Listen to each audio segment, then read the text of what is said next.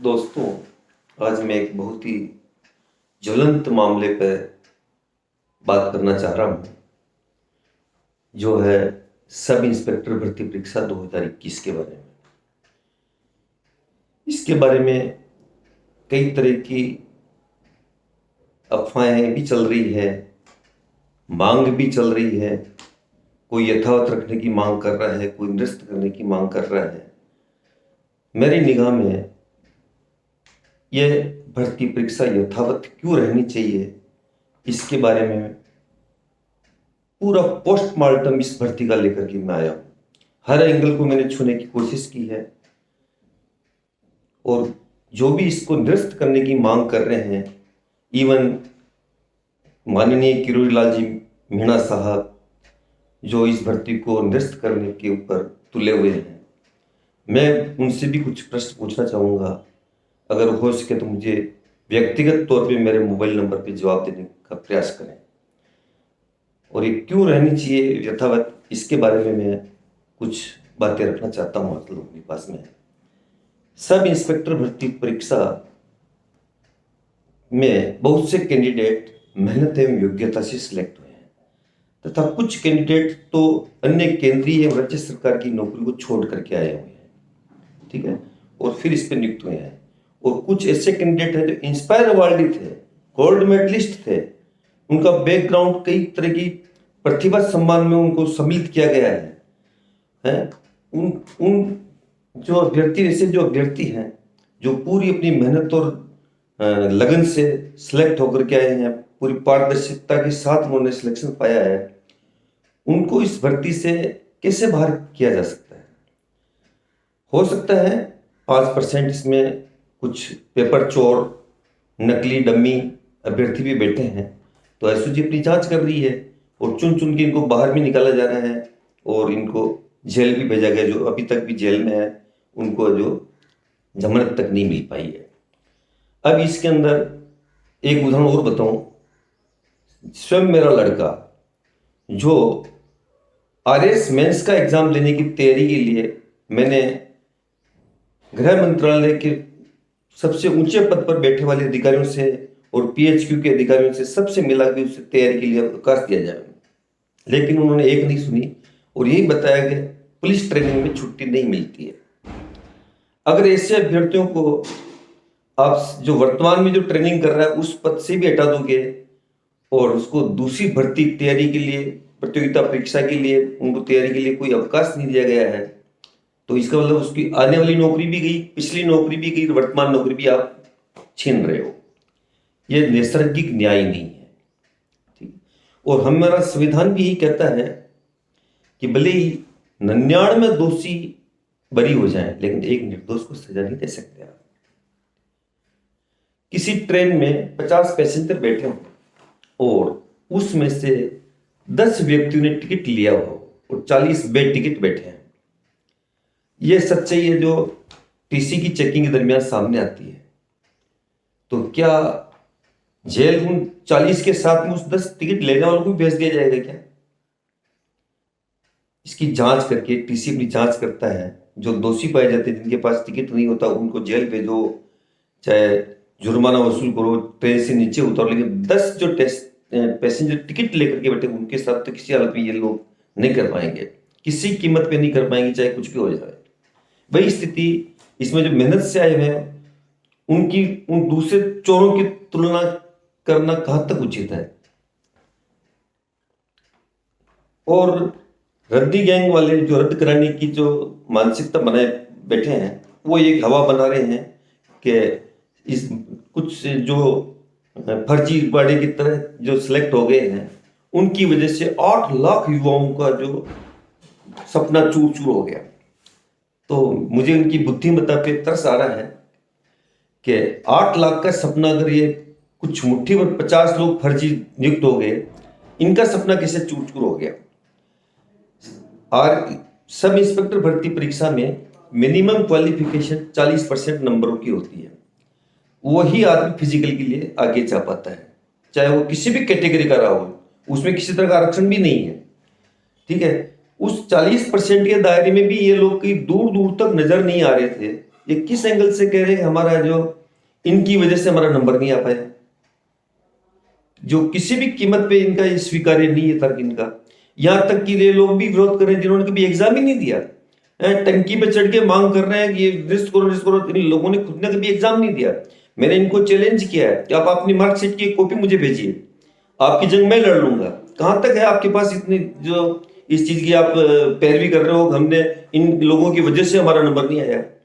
अरे उसमें कुछ चुनिंदा, अगर 150 जो फर्जीवाड़े से आगे है तो उनके जस्ट पीछे के जो मेरिट में खड़े हैं उनको आपत्ति करना चाहिए। दूसरों को आपत्ति करने का अधिकार ही नहीं है। वो क्यों इस प्रकार की आपत्ति कर रहे हैं, हमारा नंबर नहीं आया, हमारा नंबर नहीं आया? ये बिल्कुल बचकानी बातें हैं। ये किसी भी कीमत पे उचित नहीं कहा जा सकता है। और हमारी एसओजी इतनी काबिलियत भी रखती है कि वो सही और नकली की पहचान कर सकती है। उसने जो इस सभी चोरों के साथ में एक ओरिजिनल कैंडिडेट को भी उठा लिया था, जिसका नाम शायद मुझे ध्यान आ रहा है, क्या नाम था उसका,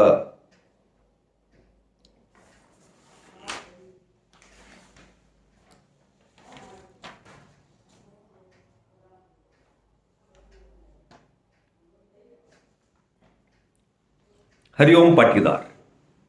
हरिओम पाटीदार, उसको शक के बिना पे एसओजी ने उठा लिया था, ठीक है। और अन्य चोरों के साथ में इसको भी बेचारे को जेल भेज दिया गया था।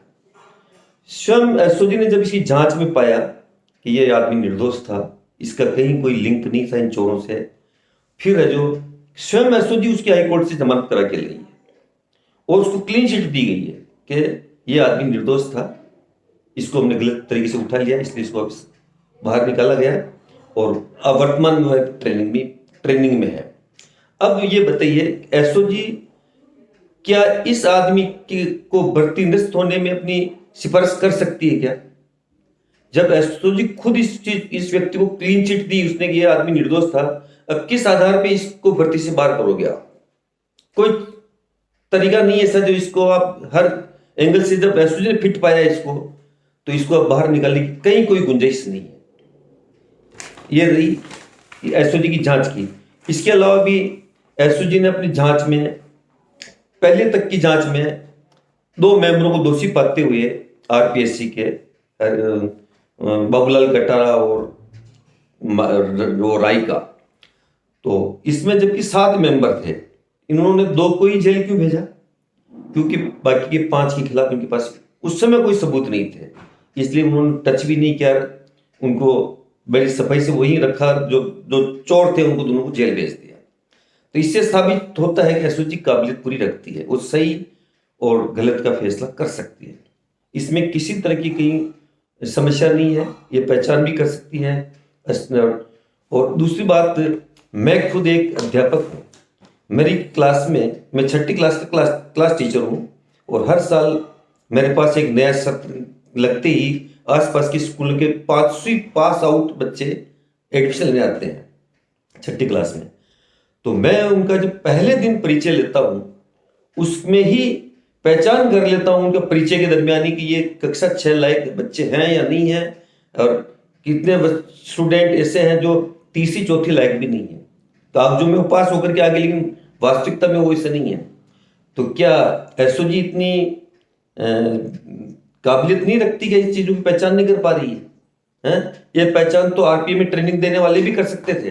वो भी आते हाथ अपनी एक सूची, संभावित सूची, जो डाउटफुल जो कैंडिडेट थे उनकी एक सूचना भेज देते कि ये आदमी इस लायक नहीं है, और जब ट्रेनिंग में तो आज गए हैं तो एसओजी उनकी स्पेशल टारगेट करके उनका इन्वेस्टिगेशन किया जा सकता है, सीबीआई से जांच कराई जा सकती है। ये अगर इतनी इनको लग रहा है कि हम इतने बड़े स्तर पर इनकी जांच नहीं कर पाएंगे, इसमें समय लग जाएगा, समय लगने का आधार बता करके आप निर्दोषों के साथ अन्याय नहीं कर सकते हो। आप समय लगने का मतलब ये नहीं है कि आप निर्दोष को वेरिफिकेशन नहीं कर पा रहे हैं इसलिए उन चोरों के साथ में इनको भी जेल भेज दो। ये नैसर्गिक न्याय कभी नहीं कहा जा सकता है।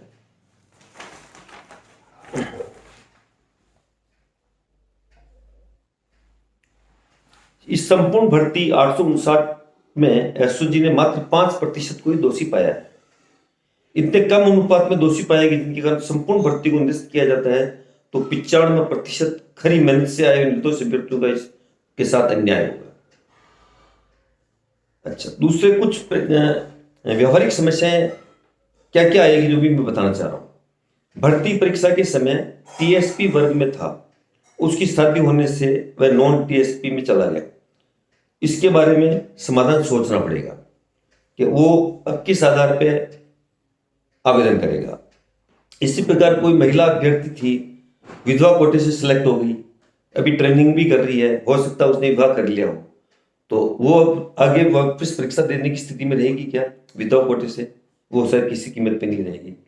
इसी प्रकार से बहुत से अभ्यर्थी जो ईडब्ल्यूएस कैटेगरी में थे और उस भर्ती प्रक्रिया को चलते चलते आज 4 साल लगभग होने आ गए, तो उसमें उनके अभी परिवार की जो मासिक वो वार्षिक आय 8 लाख रुपए से पार हो गई।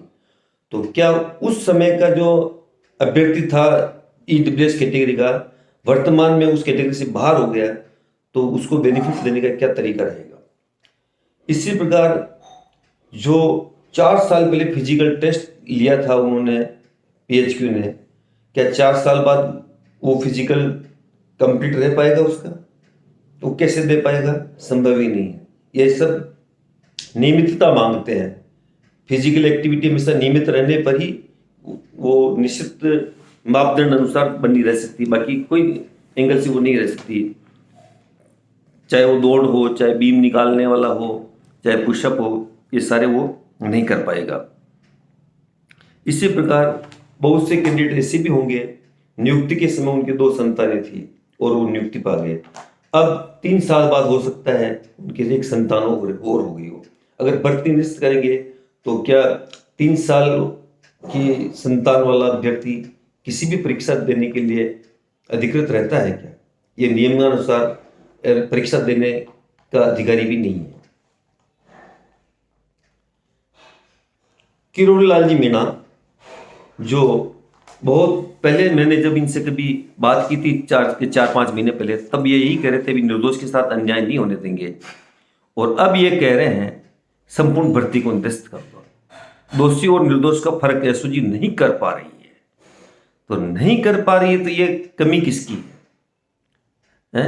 ये कमी तो एसओजी की है। एसओजी से अगर इस चीज को कंप्लीट नहीं किया जा पा रहा है तो क्यों ना सीबीआई का सहयोग ले लिया जाए, और भी कोई जांच एजेंसी हो इनके साथ कोऑर्डिनेट करके इसको जांच को आगे बढ़ाई जा सकती है, शीघ्रता पूर्वक कराई जा सकती है।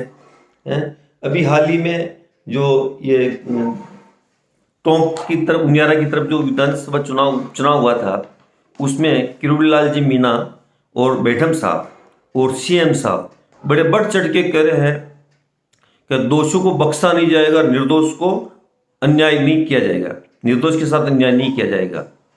अरे जब इस में आप ये कह रहे हैं निर्दोषों के साथ अन्याय नहीं किया जाएगा, फिर सब इंस्पेक्टर भर्ती में क्यों पीछे पड़े हुए? निर्दोष के साथ भी अन्याय करने में तुले हुए हो आप लोग, क्यों है? इसका जवाब आपके पास शायद नहीं होगा।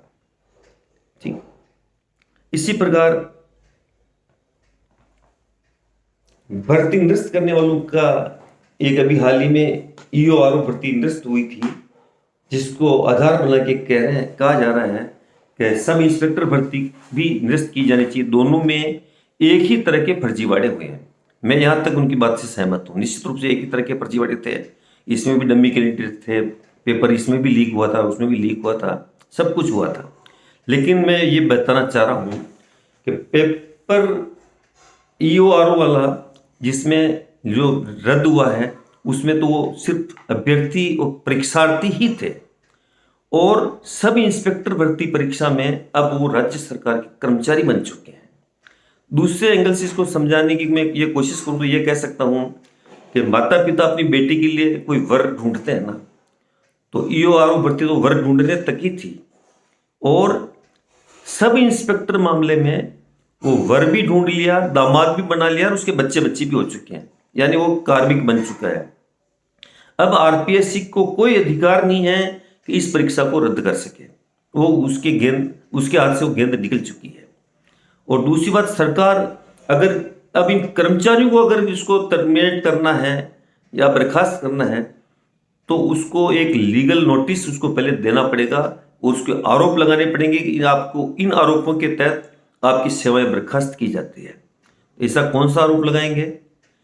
इन लोगों ने कोई ऐसी जो अनियमितता की हो जिससे सर्विस के ऊपर बैड इफेक्ट पड़ा हो, तो जिन्होंने की है वो तो अपना जिन्होंने अनियमितता की है वो इसी जेल में बैठे हैं, और जिन्होंने नहीं किया वो सर्विस कर रहे हैं, ओरिजिनल आए हैं, तो उनको आप नोटिस जारी किया, वो जवाब दे देंगे। उनके ऊपर कोई लांछन लगाया होगा, पहले कोई अपराध किया होगा, तो ही तो आप उसको बर्खास्त करोगे। बाकी कैसे कर सकते हैं अपन? नहीं कर सकते, कभी नहीं कर सकते हैं। और जो इसमें दोषी पाए गए हैं, सपोज इन्वेस्टिगेशन लंबा चलता है, नियुक्ति जारी रहती है, यहां तक कि मैं कह सकता हूं सर्विस करते हुए उसने अगर 50 साल की नौकरी भी पूरी कर ली हो और उस पर उस समय भी प्रमाणित हो जाता है कि उसने नकल करके ये चीजें परीक्षा पास की थी, सबूत आ जाते हैं, तो उसको रिटायरमेंट के 5 दिन पहले तक भी उस कर्मचारी को बर्खास्त किया जा सकता है। उसके दिए हुए वेतन भत्ते मय ब्याज के वसूल किए जा सकते हैं। उसमें फ्री हैंड है प्रशासन, सरकार जब चाहे उसके खिलाफ वो कार्रवाई कर सकती है। उसमें उसमें कोई अवरोध नहीं है, कोई इसका विरोध भी नहीं होगा।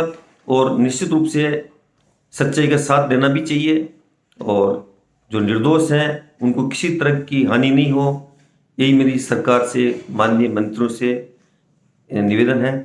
और दूसरी एक बात, अभी झुंझुनू विधानसभा क्षेत्र जो उपचुनाव हुआ था उसमें जो क्या नाम उनका विधायक महोदय है ना,